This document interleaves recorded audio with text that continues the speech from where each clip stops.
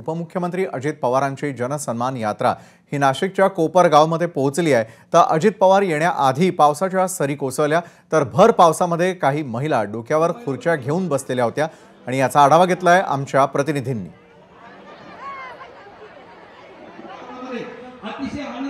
अजित पवार यांची जनसन्मान यात्रा आज कोपरगावमध्ये येणार आहे। कोपरगावच्या सभेपूर्वीच मुसळधार पावसाला सुरुवात झालेली होती। आता काही प्रमाणामध्ये पाऊस कमी झाला असला तरी आपण बघतोय की मोठ्या संख्येने बहिणी इथे आलेल्या होत्या। ज्या लाडक्या बहिणींसाठी योजना करण्यात आलेली आहे त्याचाच लाभ घेण्यासाठी ज्या महिला पात्र ठरलेल्या होत्या त्यातील काही महिला इथे आलेल्या आहेत।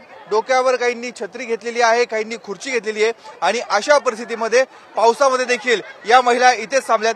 पाऊस सुरू आहे, तुम्ही बसलाय तिथे? हो बसलो। मग आता काय किती पाऊस आला तर आम्ही हलणारच नाही।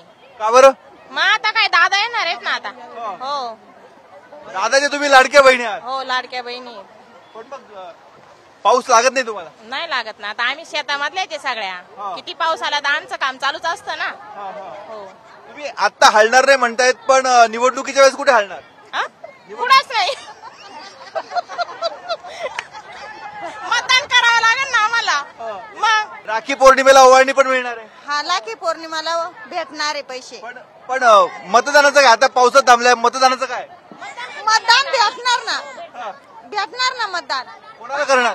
पैसे भेटले तर दादाला मतदान, पैसे नाही भेटले दादाला मतदान नाही। जर रक्षाबंधनाच्या वेळेस जर पैसे मिळाले तर अजित दादांना मतदान करणार, जर पैसे नाही मिळाले तर दुसरं कोणालाही मतदान करणार। त्यामुळे आता नेमकं यांना किती लाभ मिळतो आणि ह्या लाभाचा राष्ट्रवादी काँग्रेस आणि महायुतीला किती लाभ मिळतो हे बघणं अत्यंत महत्त्वाचं आहे।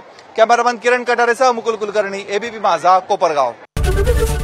एबीपी माझा, उघडा डोळे बघा नीट।